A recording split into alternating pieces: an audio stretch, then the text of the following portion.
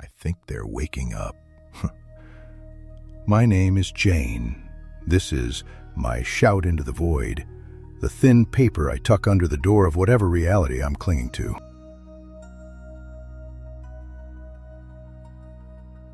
Writing steadies. Me in theory, in practice. The letters stain and run with the same cold sweat that wakes me at 2 in the morning. It began last November in Alaska, they said. Melted ice, a thing unthought, loosed and fast. By the time the theories had names, the bodies were already piling into the corners of news feeds that no one read anymore. It took 3 months for the world to realize this wasn't just a bad flu. It killed the weak first, then left the healthy standing in the opposite doorway, alive and unbothered, or so it seemed. Then they slept, and nothing woke them. They are everywhere now, bookshelves of people. Houses, parking lots, schoolyards, wards. They look like people who are dead. They do not breathe. Later, someone measured faint, irregular heartbeats in a few of them and called it a preservation anomaly. No one could wake them. Doctors found ways to be hopeful until the hospitals went quiet for good. It's been 8 months. 2 since I've seen another breathing person. I knew them once, my parents. Mouth warm with the last coffee of February, the smell of their shampoo. I held my mother's hand until it went slack, my father's whispering a name that belonged to a life that ended with a single calendar page. I filled the minivan with canned beans and salt and the kind of stupid optimism that thinks leaving will solve things. The city hospital is my lighthouse. It is the loudest thing left. Fluorescent buzzes, the hum of aging generators, the long, abrasive echo of my footsteps. Its smell is antiseptic and machine oil and old human perfume.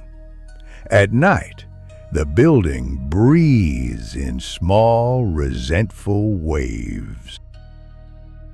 I watch from corners and door frames, from down the hall where the lights flare and die like bad memories.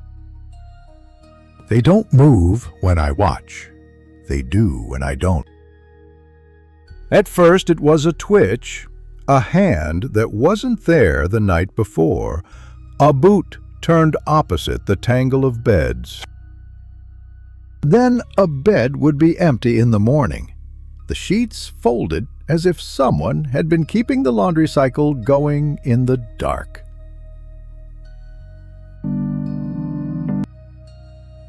Once I swore.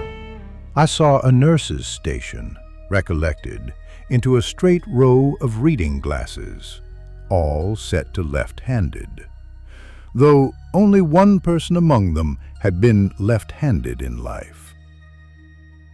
I started to mark the differences. Chalk on lint, a nick on a bed rail, small things to prove that the world obeyed rules. My marks were moved.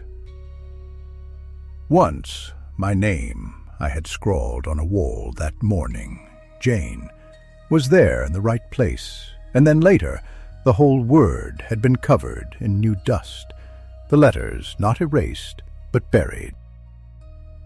As though someone scooped the air into a different pattern. They sit sometimes now. For hours I find them propped against pillows, legs folded, hands tidy in laps. It is the wrong position for someone immobile. The wrongness tastes like a lie. Once I rounded a corner and a row of beds faced me. All the sleepers aligning their heads toward the same window. Their faces are peaceful, calm, and empty as ivory masks. I remember thinking, stupidly, that if they were waiting for a sunrise, they'd chosen a good seat. It feels like a performance, like someone rehearses behind a curtain of invisible fingers. When I go home, my van, a bunker of old maps and canned peaches. I cannot sleep. I picture the cliffs of their chests rising, the machines keeping a hollow rhythm. I imagine them waking, not with the violence of horror films, but with a meticulous, patient intention, rising up from everywhere, not stumbling but arranging themselves into something less human and far more deliberate. People used to say that empty cities become museums of themselves. The hospital has become a gallery where the exhibits keep changing positions.